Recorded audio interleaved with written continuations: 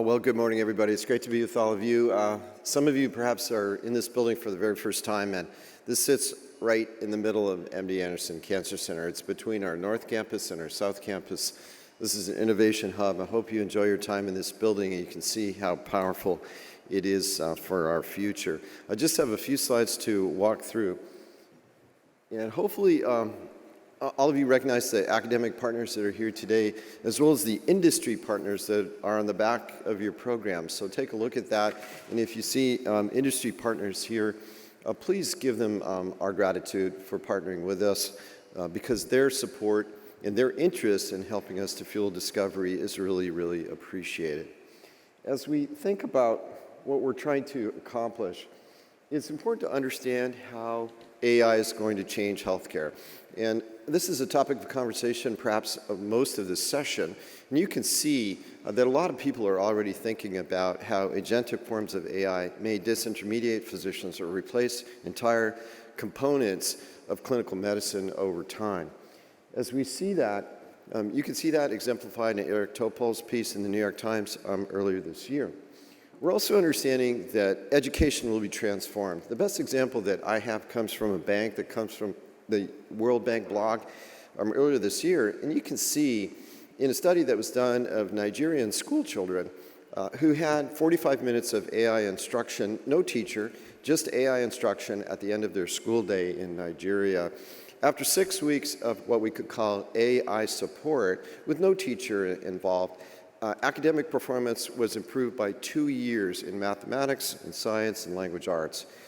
You can do that with Nigerian school children. Imagine what you could do here in America if education could be transformed in the ways that this pilot project in Nigeria clearly demonstrate. We also understand that research is going to be changed dramatically. When I heard Sam Altman speak a year or so ago, he talked about AGI, artificial general intelligence, and said that that was thousands of days away. I heard him recently say that it's 2025. That's right now. AGI, as everyone I expect knows, is a state where there are networks of computers that are as intelligent as human beings. The next state is artificial superintelligence, and in the world of superintelligence, networks of computers are actually faster and more capable and more accurate than human beings are. He now says that ASI is thousands of days away. In the future state of ASI, you won't actually maybe need a lab director, but the ASI, the supercomputers, will be the lab assistant or possibly the lab director. You might need fewer researchers in the environment because they will be disintermediated by supercomputers, and you'll simply take the experimental results, feed them into ASI, and say, what is the next logical experiment? And you'll get an experimental design, a recipe, kind of like what you get right now out of ChatGPT or Perplexity, and it's simply going to give a lab technician the recipe for the next experiment. That will be an iterative process that actually doesn't involve researchers anymore. There are many examples of that already, mostly in data science and AI, where you can see the hypothesis being created by an AI engine, the whole experiment being conducted by a network of computers, the results being analyzed, and the manuscript being written without any human being involved. It's hard for us to really project into the future and to try to understand exactly what that means for the research enterprise, but I talk to our teams all the time about the building that we're building about 200 yards away from where we sit right now, and I'm asking the question, should the top 2 floors be dedicated to computers? Because networks of computers or our partnership with industry may be increasingly more important as research gets completely transformed. Imagine what we could do in the future state where the question that you put into supercomputers, which by definition are smarter than anyone in the room or any group of Nobel laureates, the question is, what is the cure for breast cancer? That would be unbelievable. So common problems that relate to many aspects of science will be transformed by what is about to happen and by the work that we're doing together today. Now, as we think about this symposium, I just want to illustrate how agentic AI will transform many, many aspects of clinical medicine.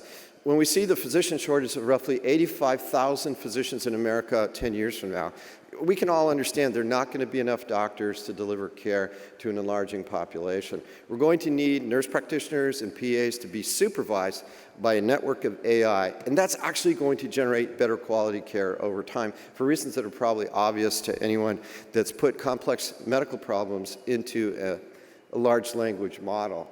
So what you're going to see are various forms of data that are overseen by the AI interface. So you'll see various tools like chatbots and other forms of data. You'll see data coming from wearables, data coming from the EMR, data that comes from a variety of different sources in clinical medicine, including various forms of biomarkers, various types of imaging, sequencing data that are all flowing in. Obviously, if we were to look at one person's data today, it's beyond the capacity of any single doctor or clinician to really understand the patterns in the data. We're going to need an overlay. Now, some of you might be saying, well, what is the role for clinicians over time? Clinicians will have a completely different role. They'll be overseeing the agentic forms of AI that are driving the decisions in clinical medicine. And I think if you look at something like this, this is probably the future state of clinical medicine, in addition to what you already know, where there are fields of medicine that involve pattern recognition, such as radiology and pathology, that are already being replaced in substantial mechanisms and fully automated, because an automated form of reading mammograms reads 24/7, doesn't take PTO, doesn't slow down in any way, and completely read mammograms to a higher degree of precision than human mammographers can. That really means that the woman can get the report on her phone before she even gets into her car. That's the future state that we really need to drive toward over time. This creates a degree of excitement and also a degree of anxiety in people who are thinking about, what about me? What about my role? How will I contribute? How will I figure out how I fit into this type of a paradigm that I think will be the way in which medical care is delivered 10 or 15 years from now? Now, of course, all the major players, including the industry partners that are here today, and players like OpenAI, are launching platforms because they believe, as I do, that the biggest opportunities are in automation. Just think about robotics, automated vehicles, and in healthcare. Healthcare is ripe for transformation for reasons that the clinicians in the room totally understand, and the researchers are now being really dreaming about as they think about superintelligence and what that can do to discovery. So this was released like a week ago. Probably all of you realize that the pace of innovation is unbelievable. I have to spend half an hour every day reading what's new in AI so I can stay up. It's just unbelievable how this is really changing dramatically. I just want to give you some insights from my personal experience to give you some insights about how medical practice will be transformed. And you're going to see a series of images from my smartphone that actually show how things are going to dramatically change. First of all, you're going to be able to get your scans on your phone.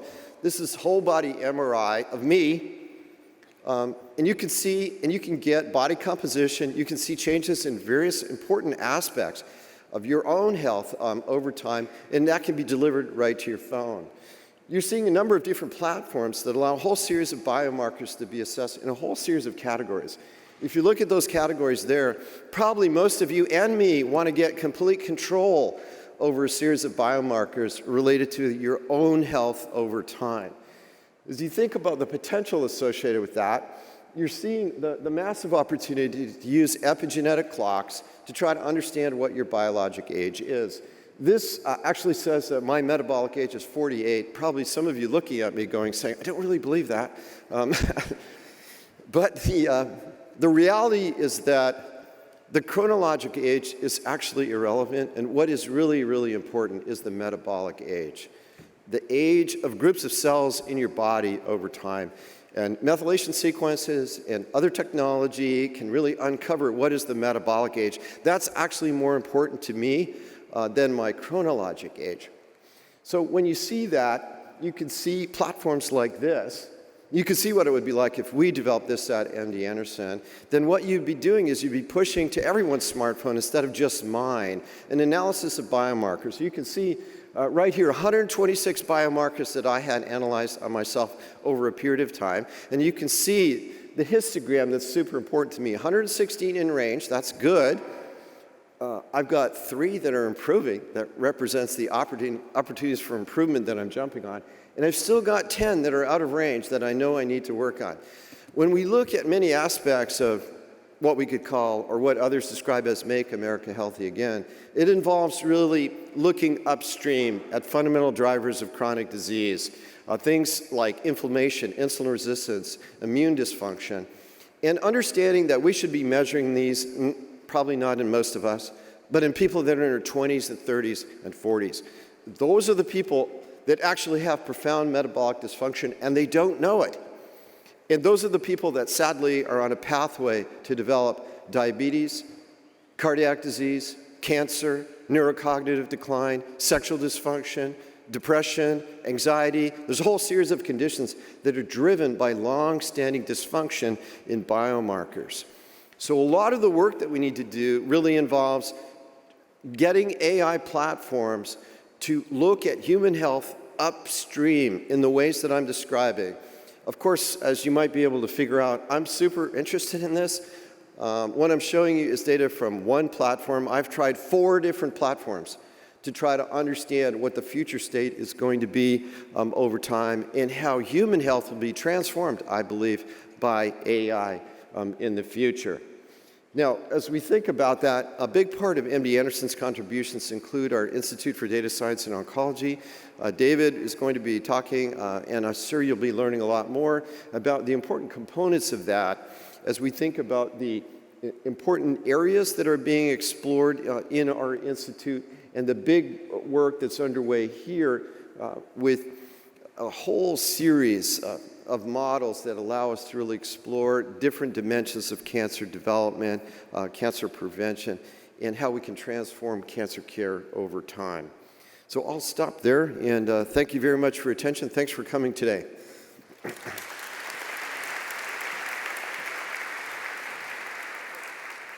right. Welcome, everyone.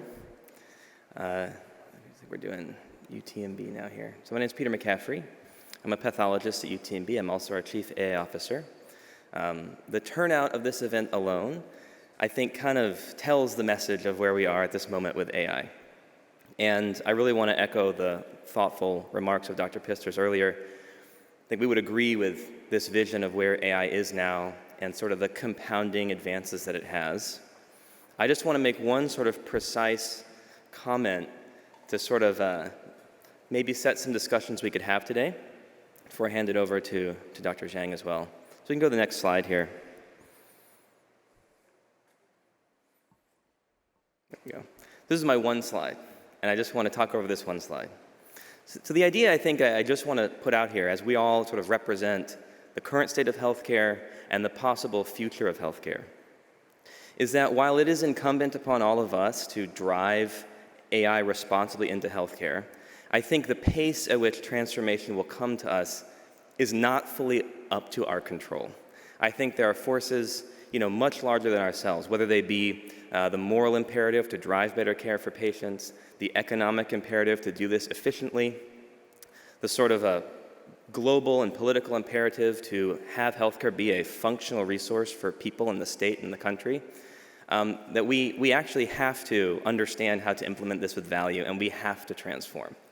So what we see generally in the state of AI, my sort of temperature gauge on that is, yet again, we see the envelope of possibility continuing to move.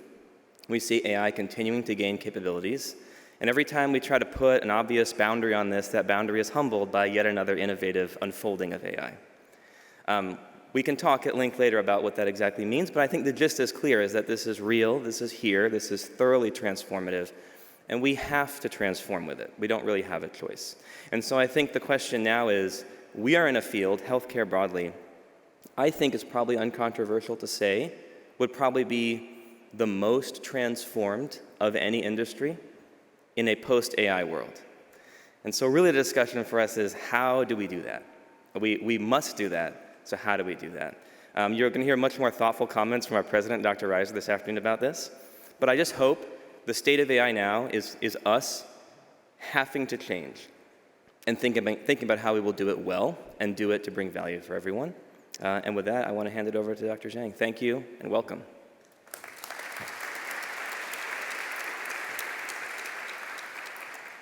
Thank you, Chancellor Zuwars, President Pisters, and Dr. McCaffrey for the motivating remarks.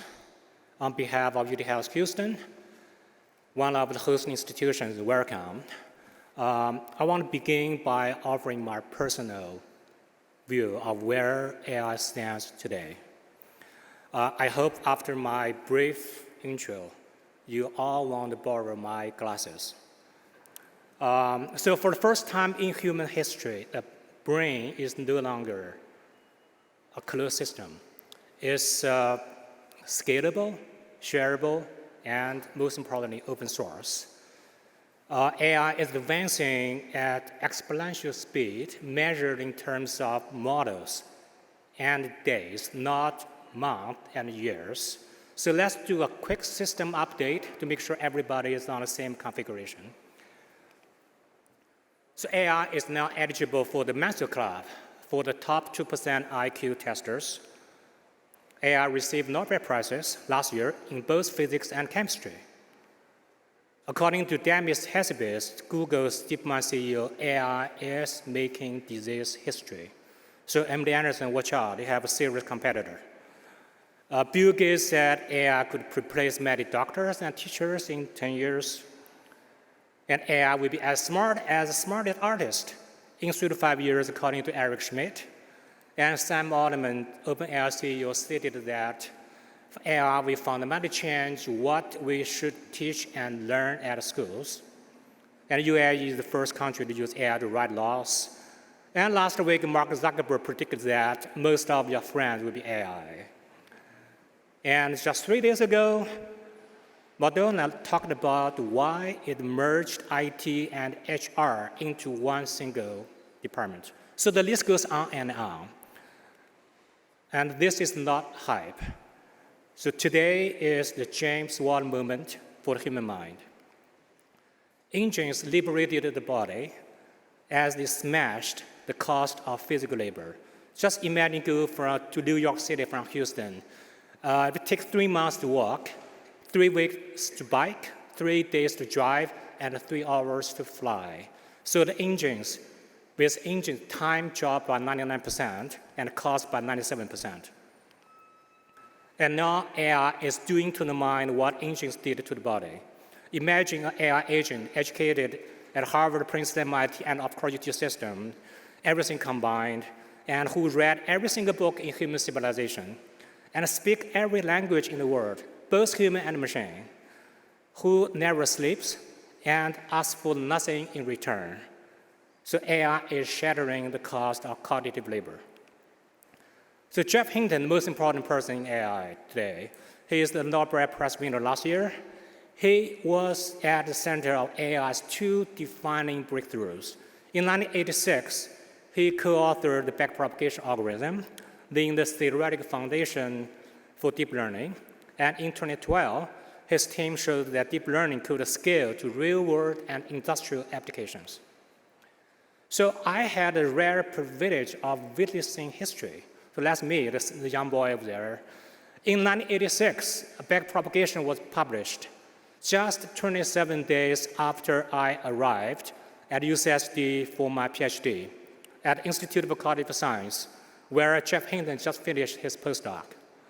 I was the first TA for the PDP class. It was a small contribution, but that got me started with my passion for AI. And then came the long, long AI winter. Like many, I hibernated.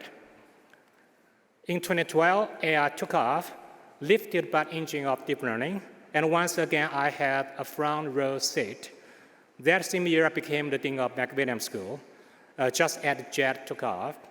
And we did not just watch it ascend. We got on board and took a flight visit.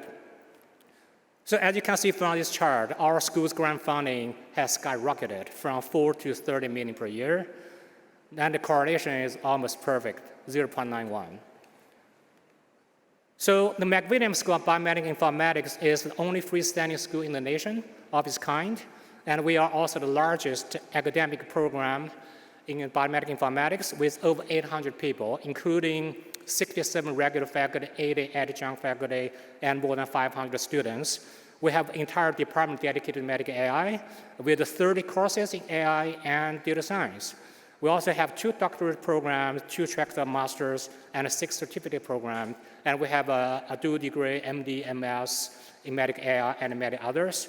So we also build AI applications for clinical enterprises. So what can AI never be able to do? So last year, I gave the most important speech in my life, not at a conference like this, but at my daughter's wedding. So no AI model could have written that speech, not because it lacks intelligence, but because it does not have a beating heart and a life behind it. So here's my challenge to all of you. If you can build AI that can write that speech and makes me cry, I will resign from my job as a human.